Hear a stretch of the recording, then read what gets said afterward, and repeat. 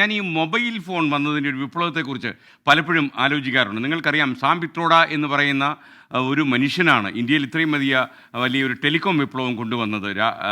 രാജീവ് ഗാന്ധി പ്രധാനമന്ത്രിയായിരിക്കുന്ന കാലത്താണ് അദ്ദേഹത്തിൻ്റെ scientific adviser കൂടിയായിരുന്ന ഒരു ഇൻഫർമേഷൻ ടെക്നോളജിയൊക്കെ അദ്ദേഹത്തിൻ്റെ കൈകളിലൂടെയാണ് വന്നത്. ഈ സാം പിട്രോഡ, അദ്ദേഹം ഇപ്പോൾ അമേരിക്കയിലാണ് താമസം.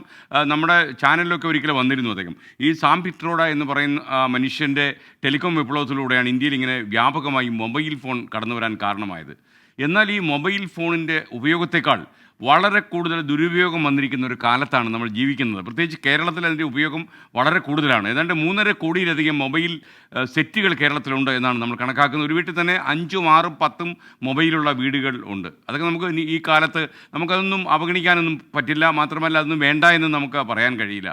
അതേസമയം ഒരു കാര്യം ഉറപ്പാണ്, ഈ മൊബൈൽ ഫോൺ വന്നതിന് ശേഷം വീടുകളിലും ഓഫീസുകളിലുമൊക്കെ തന്നെ ഓരോ വ്യക്തിയും ഓരോ ദ്വീപായി, ഐലൻഡായി മാറുന്ന കാഴ്ചയാണ്. വീട്ടിൽ തന്നെ ഓരോ മുറിയിലേക്കും ഓരോ ആൾ കയറിയിരുന്ന് ഈ മൊബൈൽ സാമ്രാജ്യത്തിലൂടെ, ലോകത്തിലൂടെ ചരിക്കുന്നതാണ് ഇപ്പോൾ നമ്മൾ കണ്ടുവരുന്നത്.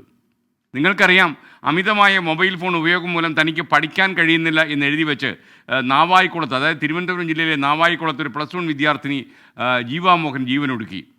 കൊല്ലത്ത് 15കാരിയായ ശിവാനിയും ഇടുക്കി കൊക്കയാറിൽ റസൽ മുഹമ്മദും ജീവനൊടുക്കിയത് സ്മാർട്ട് ഫോണിൻ്റെ അമിത ഉപയോഗത്തിൽ മാതാപിതാക്കൾ വഴക്ക് പറഞ്ഞതിനെ തുടർന്നാണ്. ഇന്നിപ്പോൾ നമ്മൾ മൊബൈൽ ഉപയോഗിക്കരുത് എന്ന് സെൻസിറ്റീവായ കുട്ടിയോട് പറഞ്ഞാൽ ആ കുട്ടി ചിലപ്പോൾ അക്രമം പ്രവർത്തിച്ചു എന്ന് വരും. വളരെ സൂക്ഷിച്ച് വേണം മാതാപിതാക്കൾ ഈ കാര്യം കൈകാര്യം ചെയ്യാൻ. പണ്ടൊക്കെ കളിപ്പാട്ടങ്ങളോടായിരുന്നു കുട്ടികൾക്ക് ഏറെ കൗതുകവും താല്പര്യവും. ഇന്ന് കുട്ടികൾ കുതിക്കുന്നത് നല്ല സ്മാർട്ട് ഫോണുകൾ വേണം.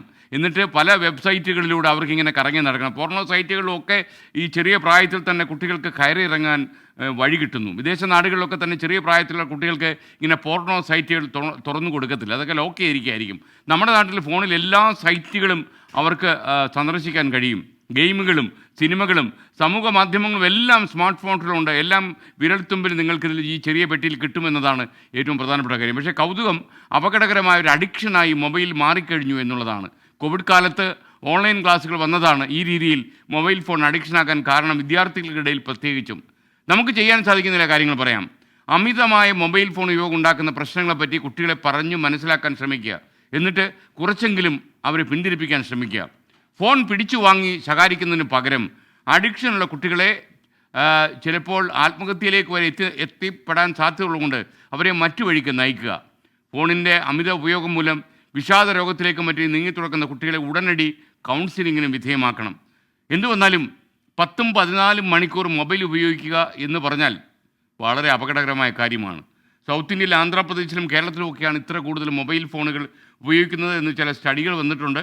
എന്തായാലും ഈ മൊബൈൽ ഫോണിൻ്റെ അമിത ഉപയോഗം അപകടകരമായ രീതിയിൽ മുന്നോട്ട് പോവുകയാണ് കേരളത്തിൽ. സാമൂഹ്യ വിദഗ്ധരൊക്കെ തന്നെ ആലോചിക്കട്ടെ എന്താ ചെയ്യാൻ കഴിയുക.